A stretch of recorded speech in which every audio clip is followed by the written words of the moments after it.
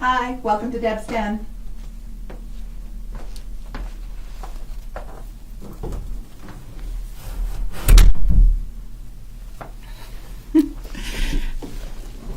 Hi, welcome to Debbz Den. We are here today in the lovely city of Lethbridge. You are listening to Jess FM live on Facebook, YouTube, and on our website, Jess FM. And anybody else who shares, thank you, and thanks for the likes. Today I have a special guest in. It's kind of a Halloween special. And and not only that, it's your birthday. So that's why it's funny. Yeah. It's my shtick and I'm sticking to it. Yeah, definitely. And we decided to do something fun today. I'm an angel empowerment practitioner, so I study in the light and I study with angels. And my guest, Rebecca, if you would like to introduce yourself. Well, how many Scorpios does it take to change a light bulb? One. None, because it's darkness, always darkness. Oh, okay. Well, so today we are doing the fun little thing of I've got my angel wings, and Rebecca. I have my devil wings. We'll just say she has her dark wings. So we both work the Lethbridge Handmade Market beside each other, and it's funny because her booth and her work is angel empowerment, and I tend to work with this sordid, seeming subject of the occult, which is shrouded in mystery and darkness. So we are a little bit contrary to one another, but yet we get along like peas and carrots. Was a little nervous for me at first, to be honest, because I am so in the light and so with angels. And I have that effect on people. Yeah. Well, and that's one reason I wanted to bring Rebecca in, is because I think a lot of people are very curious about both sides, and I thought we could go through some things today, and you know, it's Halloween. Let's have some fun and then have some deep conversations. I know you're a huge intellectual person, so I enjoy talking with you, no matter if we agree or not. But so, can you just introduce yourself and tell us a little bit about who you are? Okay, sure. Well, my name is Rebecca Johnston, and I go by the pseudonym or the pen name Sorer, which is part of a thelemic tradition, meaning sister in Latin, Iris E. I'm a thelemic practitioner. I like to do a lot of ritual magic. I study magic with a K, which was a coined term by Aleister Crowley. I go to the Lethbridge College. I'm a cultural studies major, but I joke I'm an occultural studies major. And eventually I'll move on to the university for what, I'm not exactly sure. I play music and I teach the drums. I'm a percussionist of almost 25 years. I've played the drum kit since I was 11 years old. I'm nearing 35. I turned 34 actually this Halloween. And young. Yeah, I do take my blessings, right? I do take my blessings. And so Halloween is my birthday, and again, it is my shtick. I shtick to it. I'm a professional tarot reader. I'm interested in astrology, and just all sorts of things to do with religion and mysticism fascinate me. Sorry, I was just going to share. Go ahead. I also have a business called Nix Knox, which I read my tarot cards from, and that's what I do at the Lethbridge Handmade Market with this miss here. That is, I really like the handmade market. Jessie does a fine job of getting thousands of people to come out to the market. Huge, yeah. And I know that we're usually very busy. And you teach a class usually there also, right? I've been doing workshops, which has been great because I know that there's a gaining interest. Like I read recently, and I've had this theory for some time, but it's real difficult to prove this statistically, that earth-based people or people that are spiritual and in this sort of realm of religion that's that's evolving, that's not of the same nature of the traditional religions, is growing faster than almost anything else. I've had this theory, especially paganism and earth-based stuff. Yes. Just because, like, for example, we have a pagan cultural festival and it's widely attended. So there's enough interest that this is quite a cultural phenomenon. So I've heard that these interests are growing more and more and more. And so I've been doing workshops. A little concerned there wouldn't be the interest, but surely it is there. So yeah, I've been around Lethbridge for quite a few years, and I've been here for a decade. That's not bad. Yeah. How long have you been around? About 50 years. You're from these parts? Yes, I'm from here. Okay. And there has always been, well, for me, an interest in. I've gone through probably 16 different churches. And so I'm on a constant learning. I don't judge anybody. And on Debbz Den, I just like to remain open to all options. I don't follow one genre or whatever. And speaking of which, are you familiar with the Unitarian Universalist Church, the UU Church? No, I'm with the Lethbridge Spiritualist Church. Oh, so okay. Well, that's well, not. It's not a church.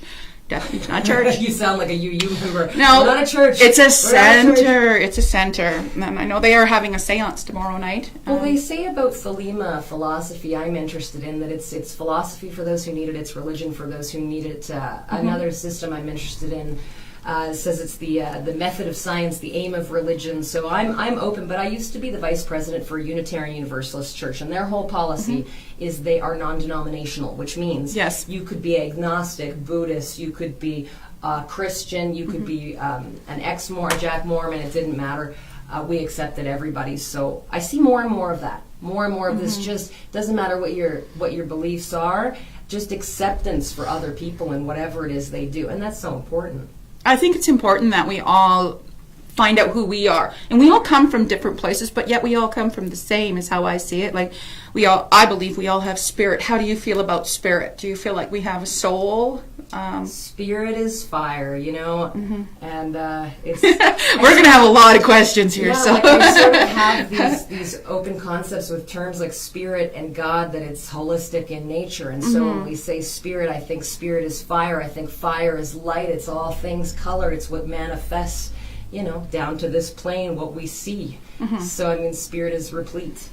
So, do you feel you have a soul?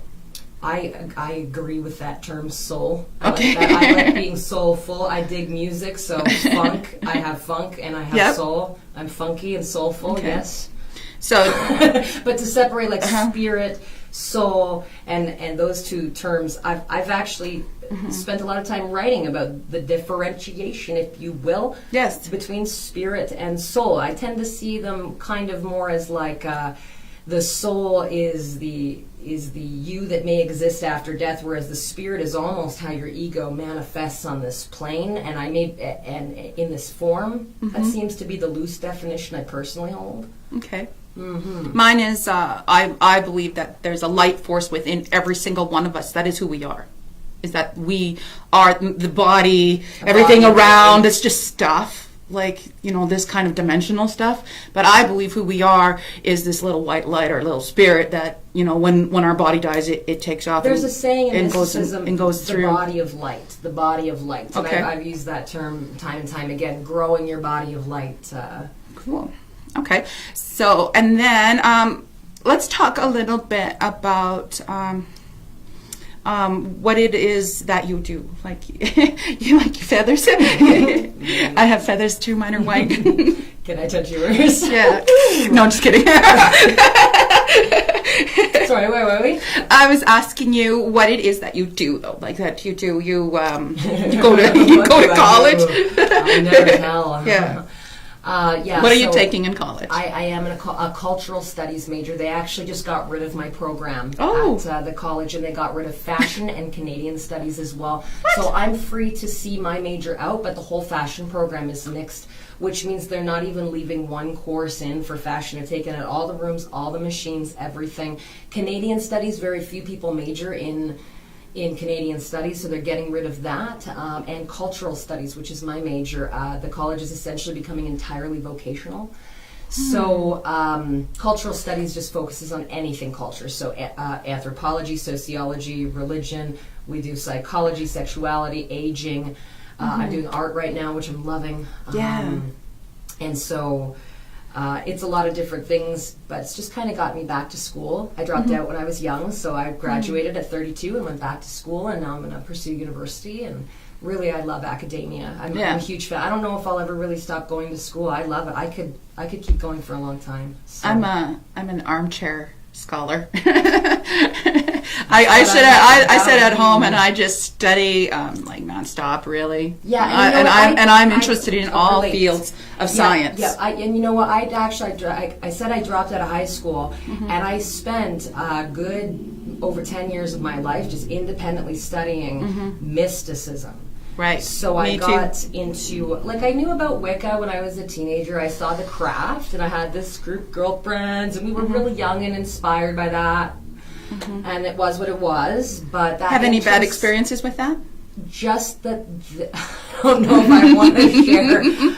I've tried that, and I had some things backfire on me, and I won't share that experience, but okay. just that it stuck. Something about it stuck. There was nothing in my family, but something internally was even there before I learned about those things. Things you do in your bedroom when you're young that that nobody teaches you, that you just know to do, seemed to develop in my interest that I'd find in the world as I got older. So, like I say, studying witchcraft, astrology was a big one. I got into that through Sailor Moon. I swear.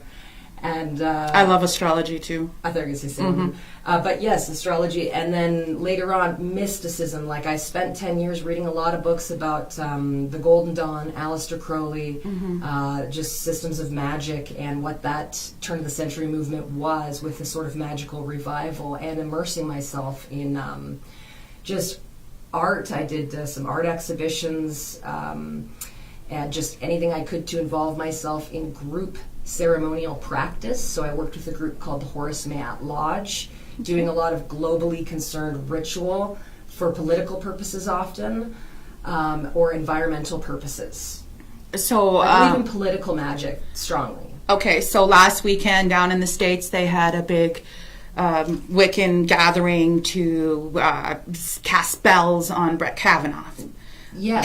Because he got elected into the Supreme Court, and that was actually interesting. There was an old group, I think in the 60s, they were called Witch. I can't remember what the acronym stands for, but they got together. I want to say it was New York, maybe it was Boston.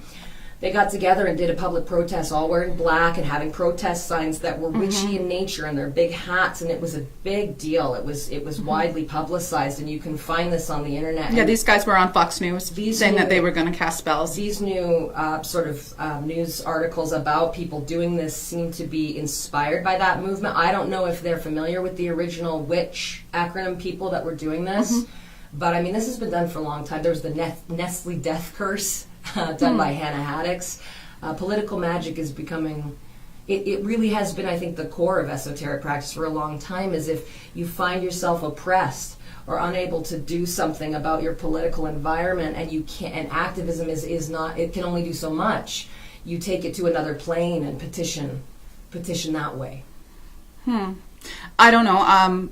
I'm just wondering, like, cover all bases. But I'm thinking as above and so below. If things are happening as they should, then isn't magic a way of manipulating things? Maybe. But what isn't it? What isn't it? I know, intention, right? And your feet on the carpet, manipulate something. Aleister Crowley's definition of magic, not to beat a dead horse, was the it was causing change in conformity at will. The art and science of, I believe, of causing change in conformity at will. And if you really pick that apart, I mean, it's like you said, intention. It's everything. It's intention. He also said, and like I said, I'm a Thelemite, so I will refer to Aleister Crowley a lot, because though the man was flawed. I'm going to ask you some questions about him if you don't mind. Sure, please do, Okay. because Google should not be answering your questions about Crowley. Yeah, so let's just go ahead with that. All right, with Aleister Crowley, since you're sorry, he was just saying you can't help but practice magic, so you may as well do it good, because everything basically is practicing magic. Okay, I've studied a bit about Aleister Crowley, and I find that it could have been the start of the evolution of what's going on now. As far as spirituality, as in opening doors to dimensions that are causing things to go to, he obviously didn't worship God and Satan. I mean, God or Satan. What would he pick? Well, that's an interesting thing, because he was a philosopher, right? So, I mean, his work waxes verbose on these things, both in devotional ways and in ways that were taboo and challenging. How people would, spiritual norms of the time. Okay, so like this history is so deep. I could go on for a while. Isn't he though known to be like the head of the satanic cult? This is more or less a misconception. From about what I've Crowley. understood, so here's he's the head of the satanic. Crowley movement. was from a family that was quite well-to-do, is the impression I've gotten. A Victorian mother and a father who was a zealot.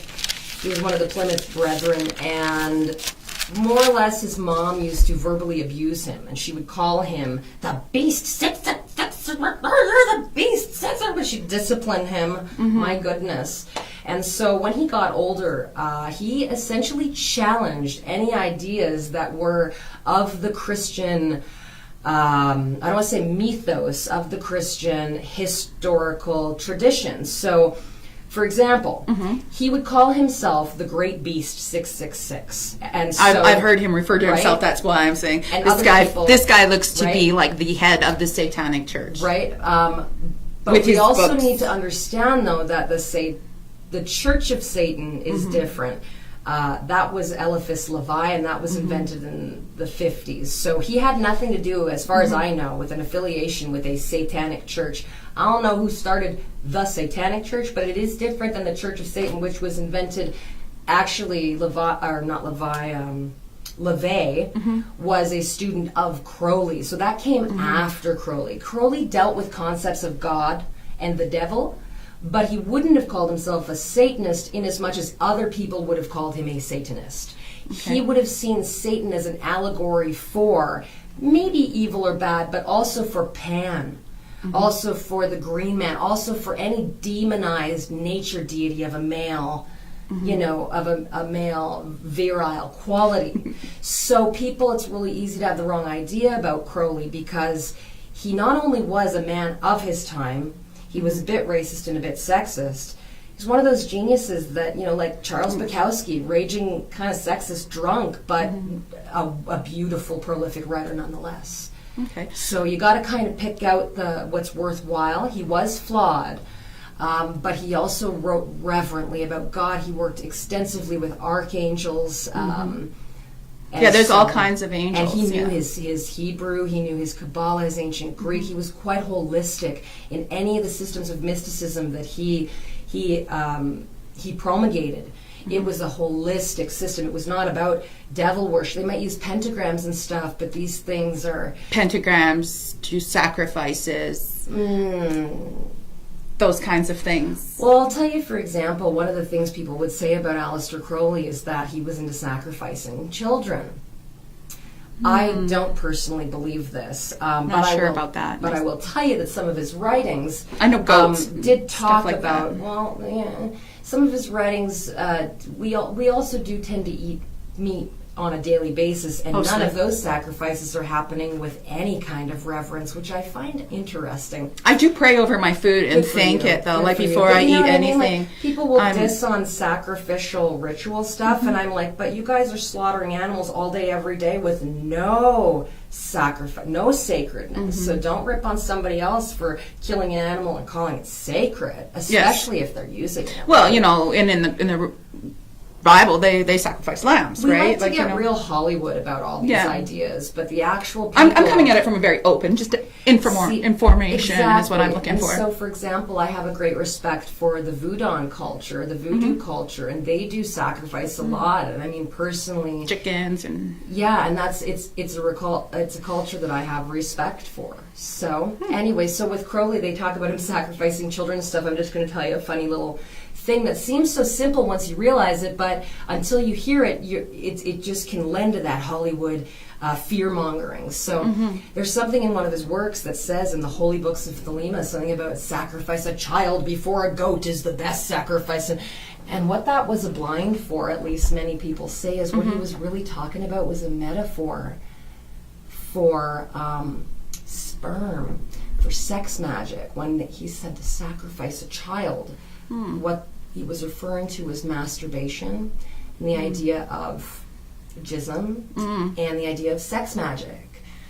So it's really easy to misinterpret that, but he would laugh in the face of people for thinking about certain things because he reveled. He reveled in blinds, and he reveled in playing with people and their misconceptions and their fear. How do you stand on that? On what he's On being rather the belief in who is Satan, who's Lucifer for you? Melania Trump.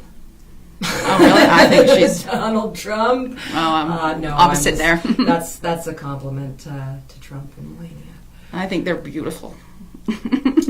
Yeah. And so I don't even know how to answer that question. When we say who, my mind obviously goes to this literal a person in a person's form, but I tend to. What if we step back in time? Like you said, you study culture, right? Lucifer. So if we step back out of our culture and go back a few hundred years, sure. Or we can do that. Yeah. So I'm actually going back into I wouldn't mind going back in time to where do you believe that this Lucifer came from? Well, if we follow the path of history from the Sumerians and go on and on, I find that everything is kind of an evolution, at some point along the way, an assimilation of some other culture. So I do tend to think that some deities and mythologies, which I do consider the Bible a mythology, however, that doesn't mean it's not true. Right. I find that they are constantly adapting from something before that. I agree. So you can probably trace it back. So when I think of deity, when I think of any deity, so it could be, you could consider Lucifer a deity.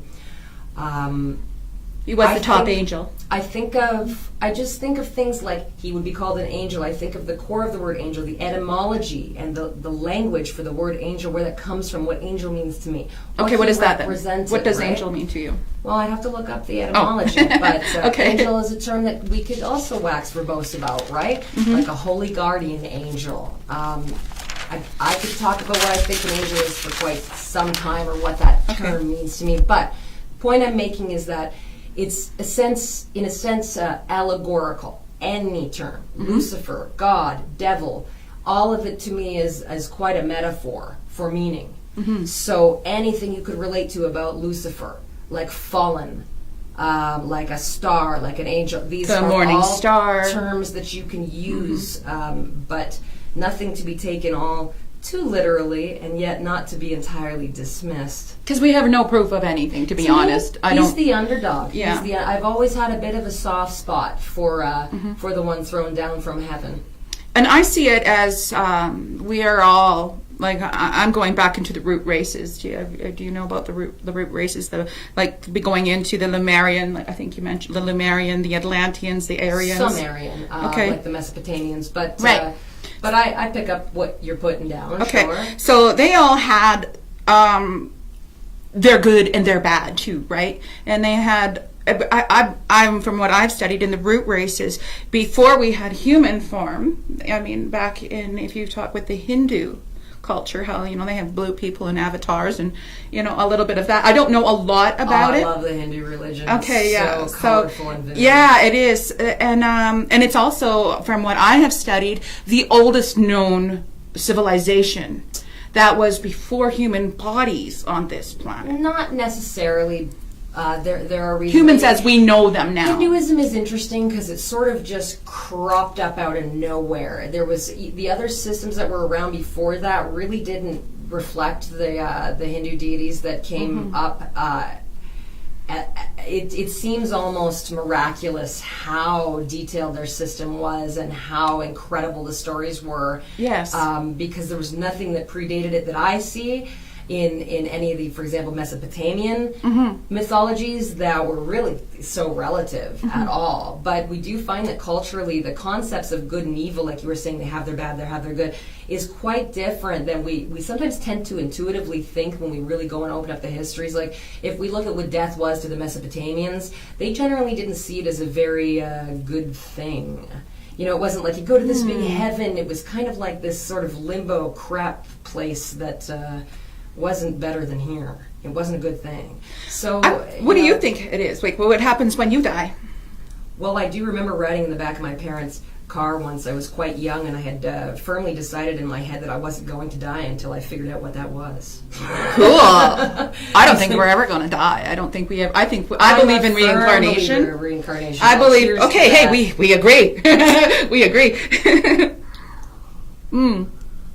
So we can agree on reincarnation, so that our spirit, that's the spirit, what I believe in, is that what carries on. When this body dies, we move on with our spirit.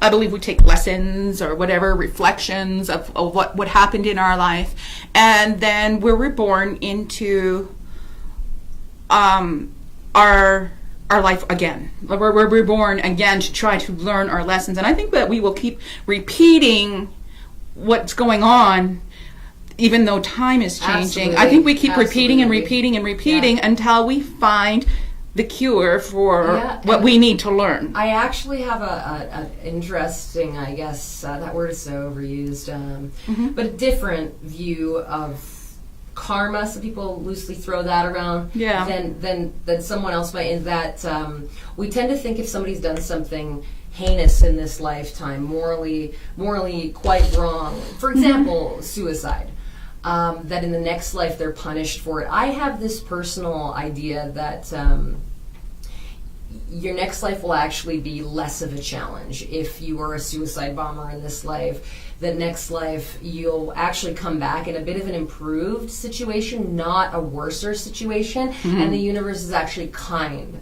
and will lend a hand in your next life so that you can get back up on those steps to getting to where you need to be. And then, a lot of people sort of think, what's the point to that? Getting to where you need to be, what's the sort of end goal? But I think it's safe to say, if we let ourselves, there's very few living Buddhas. There's very few living actual, we'll throw around the term ascended people or wise people that are at that bodhisattvic point. And so we can say what's the goal, but I don't know anyone that doesn't think or know in their heart of hearts that they could be better, that they could do more, that this isn't in every way morally, what they could be. And so that's the evolution, and it's all for a purpose, and perhaps at the end we go somewhere greater and simply merge, or perhaps we come back to step one again. Either way, I think we go back to step one. I think that I like a roller coaster. When we die, what I believe, and from all of the people that I've interviewed with past lives, and in just many of my guests that have been on, I believe, from my own point and my own absorption, is that when somebody commits suicide, they're not getting out of their problems. They are going to have to learn what happened, and then they're going to have another chance to get to learn that lesson. They're going to come back another life. Yeah. It's not like you die. Tells us it's a trauma that does. There's some trauma that sets and in. It sticks with our spirit, and I think that if somebody has committed suicide, don't think that they're damned to hell for the rest of ever and going to burn in flames. Like I don't believe that. I think that is just a metaphor for this idea that if there was something that caused such great struggle in this life that they could not cope, that in the next life, even if it's easier for them, the hell to me has always been a concept of what it really is, just to exist in one's own mind in whatever hellish state it would be. And even if I think in the next life it would be less of a hell for somebody that committed suicide, but it's still their own personal how they have to live with. It depends on what the choices they make. But I do think the universe has a great potential to be both cruel and kind, and we always want to kind of say, if we're kind enough, eventually all violence will be eradicated, but we don't seem to. It will evolve. Well, people think this way, but I seem to think that no matter how kind we are, there's never not going to be carnivorous plants. There's never not going to be panthers and things that feed on others, but doesn't mean that those beautiful animals still don't hold, affection. It's so that we have to accept that there is dark and there is light, and that is the nature. It's never just going to go away because the light rules the dark. No more violence. That is a violent idea. Well, and I see that also as, that, some people say there is no darkness, there is no hell, there is no evil. It doesn't exist. And I'm thinking, serious? How can you say that? Once again, look at the president. Well, you got to realize that when that guy was elected, he was 70 years old, 7 months and 7 days, right? And it says in the Bible that you would know who the coming Messiah is because he would build the wall. Oh, yeah. Yeah. So you could put numerology into many things with Trump, with his birthday. Does that put everything. Pink Floyd in Antichrist territory when they're like, tear down the wall? Maybe. Now I understand all the anti-rock and roll moms from that time. Yeah, it makes utter sense. Maybe.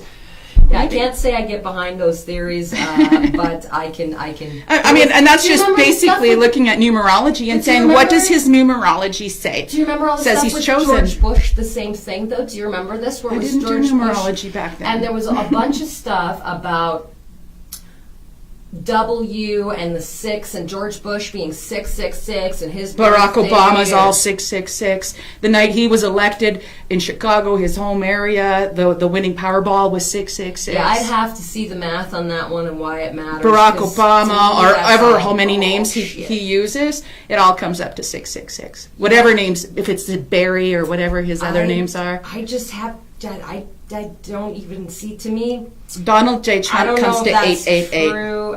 Does it, but so what? Well, I like numerology, and I mean, so do I. and if you look at the Depends on the astrology, system you're the using. astrology charts also for Donald J. Trump say he is like a godsend. Oh, you're pro-Trump. Oh, I see what's going on here.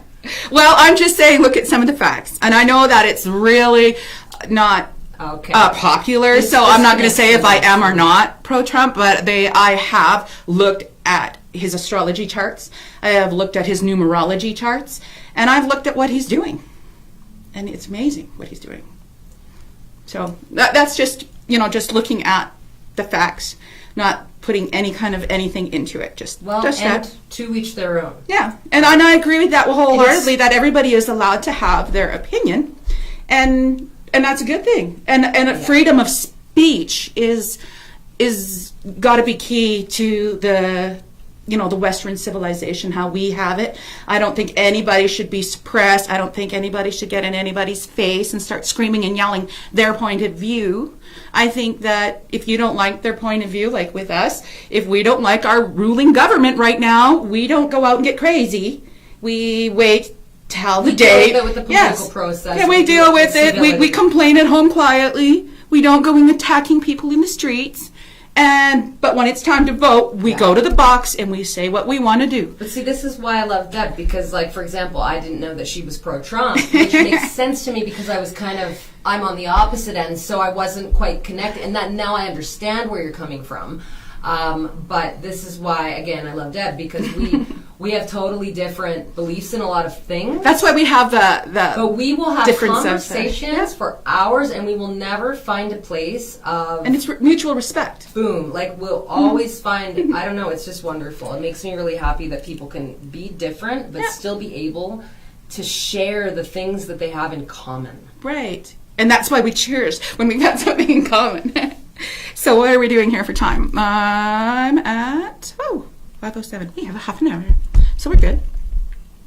I'm just going to go back up on my Facebook here, making sure I'm watching, and so I can see actually who is watching us. I hope everybody's enjoying the conversation. Yeah, I'm just going to share that. We're just going to copy that post, and I just want to thank you all for being with us here on Jess FM. We are in downtown Lethbridge, and I'm Deb from Debbz Den, DebbzDen.com is if you Debbzy. Debbz. My dad used to call me Debbzy Doo, so that's why Debbzy Doo. That's that was something that he always used to do, and that was always nice. And he's been passed now for a long time. Well, let me ask you this: so when you did numerology on Trump, what system of numerology did you use? What do you like to do? I just, do your numbers, put them in, and just see what What come are out. your numbers? Like, what do you do? Like, D is 4?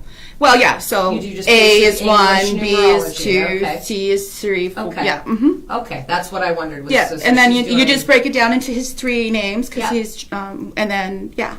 But that's enough about Trump. But that's one. There's different kinds of numerology, and that's like a basic one. A lot of people it's a basic. do. It's a basic. And what's cool is like when you get to 10, it's 1 plus 0. Yes. When you get to 11, it's 1 plus 1. So And you you kinda actually start get, over. Yeah. So you get A through the 9th.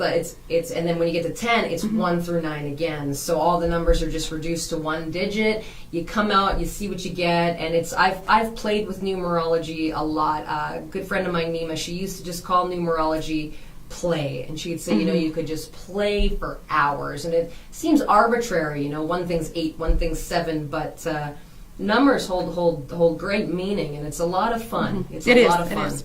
And You get I your own- like astrology too. So I haven't personally pulled his astrology chart, but I have looked at it with people who have. And what was your sun sign again? Mine? I'm a Capricorn. And what was your Christmas Eve is my birthday. Oh, right. Christmas Eve, okay. 69.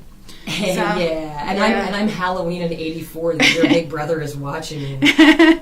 So, do you know what your moon sign is, or your rising sign, or No, I can't remember. I don't have it We'll offhand. do that I have after it. we're done I have here. it. Yeah. I'll pull it up for you. I'll send it to you. Awesome.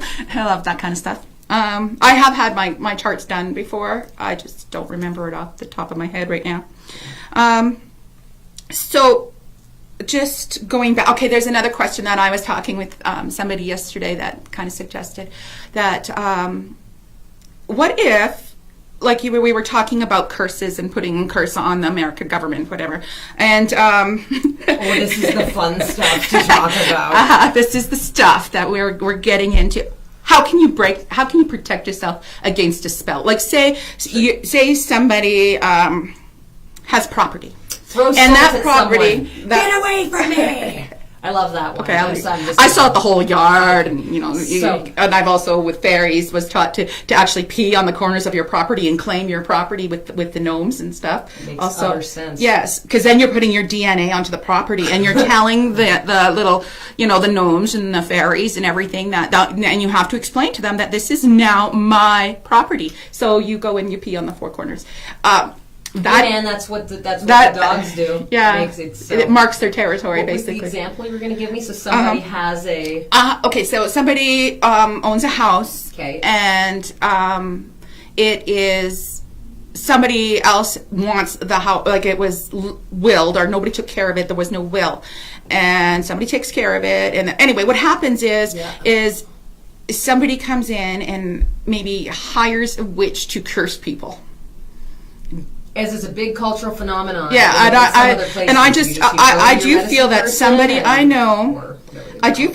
I know has had a curse put on them. I see. And I would like to know, how do you lift? Let me tell you, it's a magical battlefield out there. Yeah, and that's what I'm thinking, like, okay. And I've had this question a few times that people would want I got lots to of answers lift for you. Yeah, to sure. lift Okay. a curse. How do you So let's lift talk a about curse that. against somebody you don't even know who it was that put it Sure. on you, but you feel and you've been told that somebody Right. has put a curse And on you, that's important. and your life's going to shit. And Like that's you're important losing too, because everything. If you know that for sure, like I mean, I got to put all these sort of like warnings or sorry, I can't think of the word right now on here, but. Don't do any of this stuff if you're not sure. When I say, there's a difference between somebody who cursed you, I mean, you better be sure. I mean, you literally need to witness them because you can't prove that kind of thing. Right. So one must be quite careful if they're going to be throwing magic out to somebody else. Right. Especially because you don't walk a mile in somebody else's shoes. You don't know what their intention was or what their life path was. There's a lot of people I know who firmly believe that the best way to do magic is not by being defensive or offensive, but literally just by being loving. Just send out a blessing, and it's all in your intention, in your heart. Like if you're sending back that removal of a curse idea with this energy of like away, you're only going to create problems. Whereas if you send out that energy, Doesn't like, that feed it? Doesn't that feed it? To align, I just want this to go away. But if all your contempt for that person is going in there, no matter how undeserving you are, it's just that contempt's going to come back around. And hey, maybe it's justified, but that's just sort of the simple way of putting things. If you want to get into, what, your feelings are justified, somebody's done you wrong, and you want to get in there and you want to get your hands a little bit dirty, and as I use the word petitioning, to sort of say, here's what I want to manipulate the energy, here's what I'd rather have happening in my life, because I'm the creator of my life. They recommend certain things like a binding. A binding is often done with white ribbon, and all you need to do is as simple as it is, like in the movie The Craft. It's really that simple. Is I bind you so-and-so from doing harm against others and harm against yourself. It's giving me shivers. But that's a pretty loaded curse, right? Harm against yourself. Like what if they nick themselves with the razor? You just got to know in your head what your focus is, right? Like when you say harm, what kind of harm do you really think this person's doing against people? So you got to make sure that your will is in a place of truth, is in a place of like, you know what it is that you're getting at, and you know what it is that you want. Another thing is just a circle of salt. You just throw a circle of salt and you just throw it counterclockwise, or you move counterclockwise. One of the best banishings that I love is called the Lesser Banishing Ritual of the Pentagram. It's an old, it's done in Old Hebrew. It's essentially got a prayer to the Lord tacked on either end, God's prayer, the Lord's Prayer, but it's in Hebrew. And it works with I'm archangels. not good at my Hebrews. My Hebrew's rusty. It's all good. Most people are. It's a little rusty. But it deals again with archangels, with pentagrams of fire. But this is really good for poltergeist activity. Another really good one for specifically if you've got a curse against you, you're sure somebody's throwing down curses. Now, also, I think a lot of people are cursing inadvertently because it's all magic. You say F you to somebody. That's not just a curse word. We're throwing curses all the time. So, now, this is somebody I think that's been cursed financially, that somebody has hired somebody. When somebody throws down actual magical practice, it's different. Yes. But on an esoteric level, we are cursing people, most of us, all the time. When we're with pissed intention. off at them, when we curse people, it's a magical world. Careful right? what you say, be nice. Right. And so, or just be careful about what you say when you're not being nice, right? And so, and hey, I'm guilty too, don't get me wrong. Full moon, we just had a full moon. I feel much better now the full moon's over. It was a good full moon for me. Yeah. Well, I just creativity came through. It was a good night. But this idea of somebody curses you, one of the most famous and I think the best way, if you know somebody's actually laid down some magic at you, you use mirrors. Oh. You take mirrors and you now that's wrap a picture resonating of with that me. person, you put it inside the mirror, and you just say your stuff come back to you. Your stuff come back to you. And there's lots of other ways. Like a popular one is black chicken's feet, like a black cock's feet, like a male. And so the black ones and things about binding those feet with the picture of your, like the voodoo religion gets really hardcore into some, they call it sympathetic magic, but that goes a little further than just cursing. That's a very specific kind of reverse curse. It's not only reversing the curse, it's almost like a curse back. So there's a difference between binding, between like reflecting and sending back, and then sending out.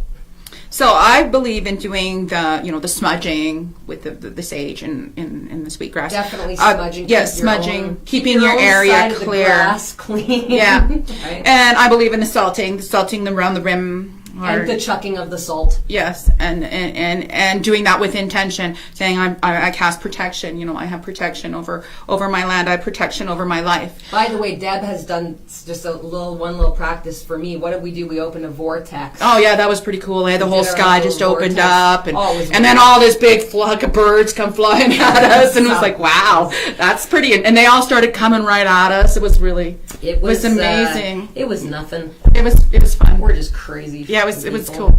It was like, especially when you go, okay, now open the light, and all of a sudden this great big opening in the sky, and the rays start coming down on you, and this is why again I like Deb, because not everybody I can sit with is willing on a park bench to just say, okay, let's do this right now. Let's not just sit and have a conversation. Let's actually get in touch with the hallowed parts of ourselves. Yeah. And anybody that I've found that is in touch with their spirituality, they recognize that discipline and they're willing to create that space with anyone who wants to do it with them. Right. And it's a healing, wonderful energy. So with the curse thing, my practice is like to do the clearing of your own property first, and then to put a shield over top. I totally love shields. I like using shields. Archangel Metatron is shape. Yeah, that too. But I do a shield above, a below, beside, before, within. The shielding around, and then I put a mirror over it.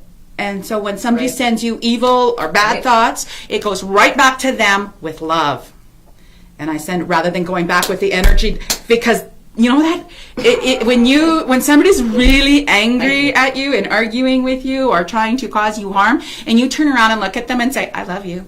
One of my favorite it kind of cancels out their whole. Is a person named I Genesis. think that's a good cancel. Yeah, absolutely right. Just to send it back with good intention. That's what I said in the first place. Was a lot of practitioners. Yeah, that's what you were saying. They don't even curse. They're just down to, you know what? I'm not going to throw any of that energy out. And I'm at this place myself too. I'm only going to put out my own magic that I tend to do is about me. It's usually more about me keeping that like smudging, like my own banishment for my own area. It's never really sending at or about somebody else to affect them in particular, because that's just not my practice right now. Right. Well, and I also think that if you're willing to send energy out to somebody, you better be willing to eat that energy. That's the way I see it. If you're going to send out something that you never know if that person, never know if that person is more powerful than you. You don't know about their guides. You don't know about their history. Who's passed on their side? Who's protecting them? There is so much to be said about secrecy. Yeah. Yeah. The word of just the more power. There is keeping it truth, ipsos. Yeah. And I do believe that people who understand that there is good and evil, I believe that they would be more powerful, because they have to be more powerful, because they have to balance, right? If I just believe there's only good in the world, it's only white, everybody in the whole wide world is all perfect, wonderful, loving souls, they just do bad things. Hey, you know what? If you're in the darkness for too long, eventually that darkness is going to drive you absolutely out of your mind. If you're in the sun too long, you're going to get burned. You can be far, you have to right have the medium. Far left. It doesn't matter. But not to be too vague about what we're talking about, but I've known people who claim to be so good that they were just not good people. But it was all about goodness. And it was all about, say, it could be Christ, but they were not. They were judgmental or whatever it might be. But I don't tend to spend a lot of my time thinking about those things so much as I do dealing with. It's a popular Christian maxim to say that one's relationship with God is personal. And so when I think about curses or blessings or whatever you're sending out, no matter what's going on, the truth is between you and God. I agree. Right? Between you and God.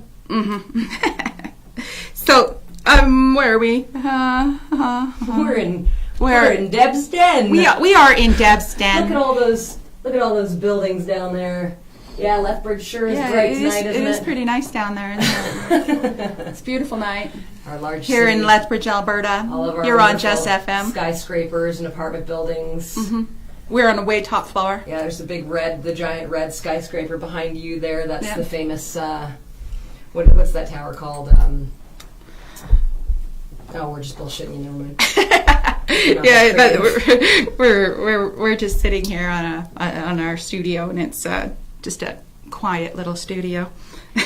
I just was really looking forward to getting in front of a green screen. Oh, no, we don't have that here. No, I mean, I'm just kidding. Up here in this amazing in our little tiny little loft. That's right. And we are right downtown in Lethbridge here. The Towers of Ascension, that's what they're called. Oh, that's another thing that I should probably mention, is that the Towers of Ascension, that's where we are. We're ascending. Just to remind you that if you've missed the Just FM, that we are now live on YouTube also. So we got kicked off for a few months. Good for you.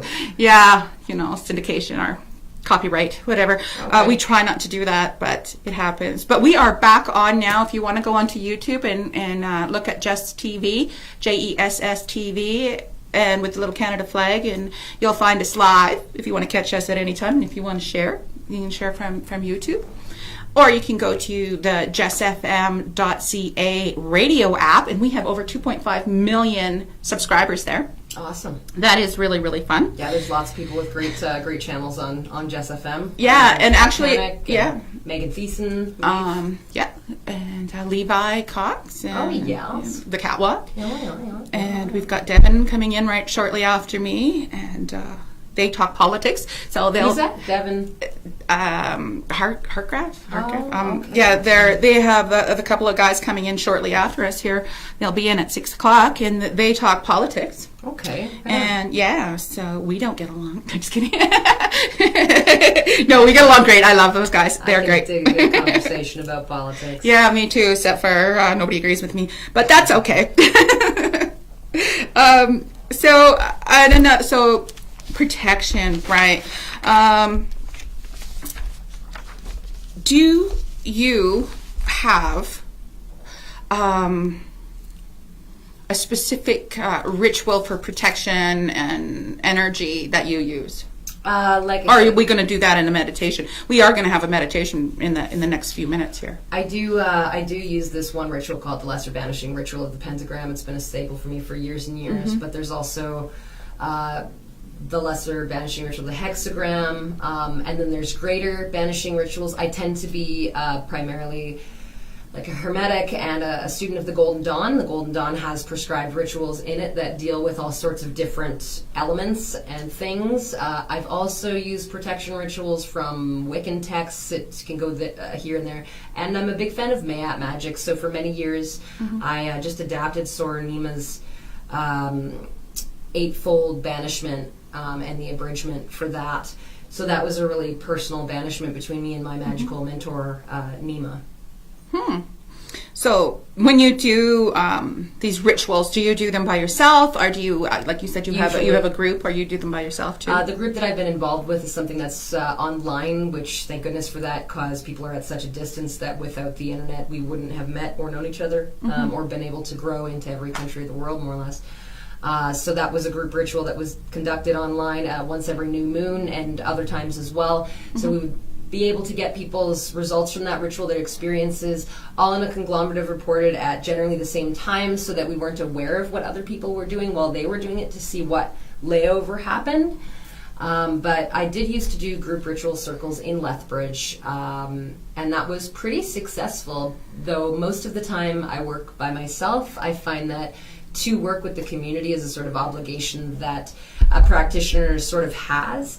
However, there's certain times and places for that in both life and actual setting. So that is okay. Since we brought that up anyway, we're down to 5 minutes. So I think this has gone by so fast, and that was fast. It wasn't that fast, yeah. But I wanted to do a meditation. Yes, and I always ask my guests. I always give them that opportunity to do like a 5 minute meditation, and that's where we're at now. So we're down to that last few minutes, and so I'm going to guide one. This is kind of one of the first really fun meditations that I did when I got into Thelema. I don't know where the person who taught me this garnered it from, but I'm just going to kind of deliver it in the same way. So what this is designed for, have a drink of water here first, is to find your astral form. So we know there's astral projection, this idea, anyways, that somebody could literally manifest themselves somewhere else, and somebody could see them in a physical form and think they're actually there when they weren't actually there. That's not what I'm talking about, okay? So just whoosh, that's in another pile. I'm talking about astral travel, okay? So there's this idea that there's an astral plane. The astral plane is the mental plane, and it's different from this plane, okay? It's the plane of, let's say, dreams and imagination exist at most times on this plane, the astral plane. So let's think of this astral plane. Just keep it in mind. And we're thinking of an astral form. So this is personal. If anybody wants to comment if this is successful for them, this is going to be a shortened version. But let's just close our eyes, take a couple deep breaths. Be comfortable where you're at. Sit cross-legged if you want to. Sit upright. We're just going to go in and go out. Just want you to concentrate. Just want you to feel the walls of your imagination. What's going on inside your head? Listen to my voice and come with me. You start to see a mist around where you know your body is right now. You're not where you are. The walls are fading. You're just sitting suddenly in blackness. You're elevated or lowered, wherever the place may be, to a place that is not the place you are, but a place that is on another plane, the astral plane. And as this awareness sinks in this concept, you start to see a fog or a smoke. Could look like vaporizer smoke, could look like incense smoke, could look like clouds. But suddenly the environment around you that has become dark and is filled with this ethereal smoke, or however you see it. I just want you to sit with that for a moment. Let the fog or your visual thicken until you can see a stairway. Take those stairs. Take that elevator. However you need to get up, go up. Go into it. All the way in. Keep going in until it's so dense, so clear, so thick that you can see this in your imagination and walk through it. Now coming out into an environment, you see only what you can imagine. This is the part I cannot guide for you. I will not attempt to describe it. What you see is what only you see.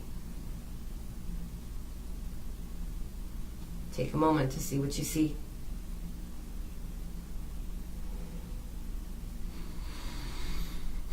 Let it get clearer. Look for details. Feel yourself moving until you come to a gateway, an opening, a door. There are 2 guardians on the side of this door. Perhaps there's only one guardian, but there is a guardian at the door. What does that guardian look like to you? The guardian asks you what you seek. You tell them you seek to find your astral form.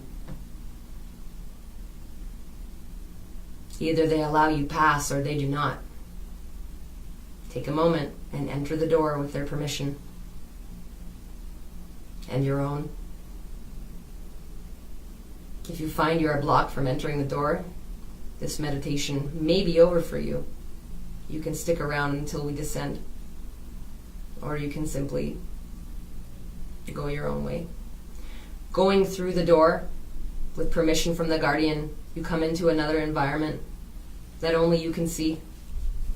In this environment you will travel until your form appears to you suddenly.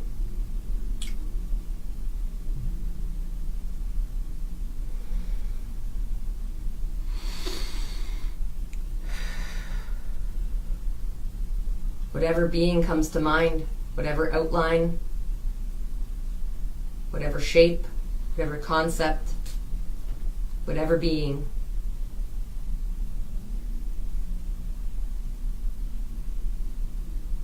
Blessed are they be.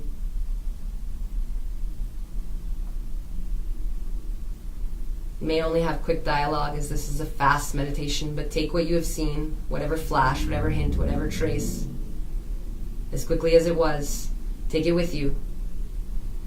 Understand you can turn into this form. Understand you can ride this form. Understand this form is you and is not you. This form will visit you in dreams. This form will be your companion, always has been, and will never cease to be. Say goodbye to your companion and walk back out, either the way you came or through a different exit, until you see the fog, the mist, the smoke, the clouds again. And you come to your doorway. You can feel the sense of speed. You're leaving so quickly. And it does have a density. And you're going down that stairway to the less thick environment and back to the room that you're in, back to the skin that you're in, as deep as it is, deep into yourself, back into your body. Ipsos. Was it good for you? Oh, great, man. I'm a cat. Sweet. I'm a cat with hawk wings. Ah, I'm a pure white cat, just like my cat. It's hard for I really me. just visualize that extremely well. It's hard for me when I guide, but the first time I went in, I'd never done anything like it. My form was a cheetah with hawk wings. It was like a sphinx. It was like this white, pearly, purpley The new show's in. sphinx. Yeah. Time for us and a to cheetah go. with hawk Sorry wings. for that. I just want to thank everybody for coming in, and thanks for watching us here on Just FM. I'm Debbz Den. You are, and how can people get a hold of you? Oh, I'm Rebecca Johnston on Facebook with a CK. You can look up the Lethbridge Pagan Wiccan Network or the Alberta Esoteric Occult Network or Aeon and Love is the Law, Love Under Will. Do as thou wilts and blooms. Very well. I just want to mention also that there is a seance tomorrow night at the Lethbridge Spiritualist center. Oh, you don't say. And it's seance. It's a seance, and it's a Victorian seance, and Really? it is and it's $20 a person, and they sit down at the table and they bring in mediums or two mediums or a medium at your table, and they will bring in spirit for each and every person. So remember to make a date with who you want to Really? bring in, and this is what they're doing for a fundraiser tomorrow. I'd love to go see that. Where is that? It's at the 425, which is just up the street here, 425 11th Street South. So just by that's a little white church between Tops Pizza, and then you go down towards Spud Nuts. Oh yeah, I know the towards one you're Spud talking Nuts. There's a about. little white church there, and Art Oh, Center. the one on the right side. Across Yes, from I know what you're talking the about. seniors place Going there, yeah. towards, okay. I know what you're So talking yeah, so that's just down the block. And then also I just wanted to mention that I'll be hosting the Meet Your Maker Market on a November. church is willing to facilitate that. I'm sorry, but The center actually rents it from the church, so But still, for a seance, I'm Yeah. surprised they're even. That's cool. yeah, so and it's all in the what- light and the love. I am hosting the Meet Your Maker Market on November 7th, and I'm hoping that you would come in and be a reader. It's going to be a psychic fair, so we're going to have people doing tarot. Actually, we don't have a tarot right now. Oh, yeah, so, you do, Okay, honey. we got you. Okay, we've got Rebecca. You can come in and do tarot with Rebecca. I do angel empowerment, crystal clearing. We have a tea leaf reader. We have a crystal ball. I do have a friend who's a remarkable palmist. Okay, I have a palmist already. I do have a that's palmist. good. She's in, I think she's from Great Britain. And and these people, the Meet Your Maker Market has been going on now for 8 years. Meet Your Maker Market. Meet Your Maker. Okay, it's really about crafts, but I mean, like making artsy craftsy stuff, that too. But we are also turning this into more of a psychic fair because there is a lot of craft fairs. And the interest is growing. Like And I it said when we is, it started, is. like, the So interest is huge. we're looking to be expanding as Lethbridge's own healing psychic fair because we want healers. We're going to have Reiki practitioners, and we're going to do all kinds of modalities of healing and mediumship and divine ways of healing. So if you're interested in that, catch us on Debbz Den. If you see anything on Facebook, I'm going to have posters up around the city.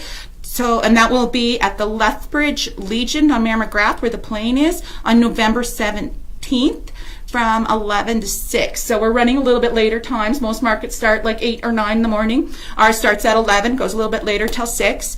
And, it's actually pretty busy. So that's why we're bringing in more psychics because our psychics are very, very talented. And I know that you are in the background there. So if you're interested in that, please do get a hold of me. I am Debbz Den, DebbzDen.com. And you are, real quick again? Oh, Rebecca Johnston or Sora Iris E. Look up my art page, and hopefully you've enjoyed the interview. Thank you for having me. Yes, Rebecca. and we'll actually add those links in the back, in the bottom to this episode, this interview here. And I just want to thank you guys again. Have a fantastic weekend. Be safe on Halloween. Don't be crazy. And we're happy with this full moon energy. It's a good one, is it not? It was tense up until yesterday. And once the full moon happened, I just started to feel like, oh, now it's starting to get easier. Yeah, Venus is on her way direct again.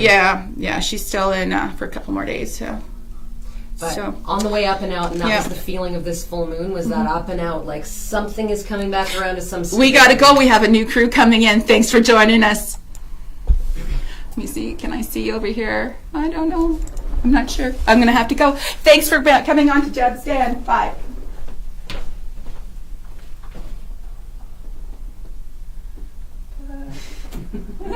You're still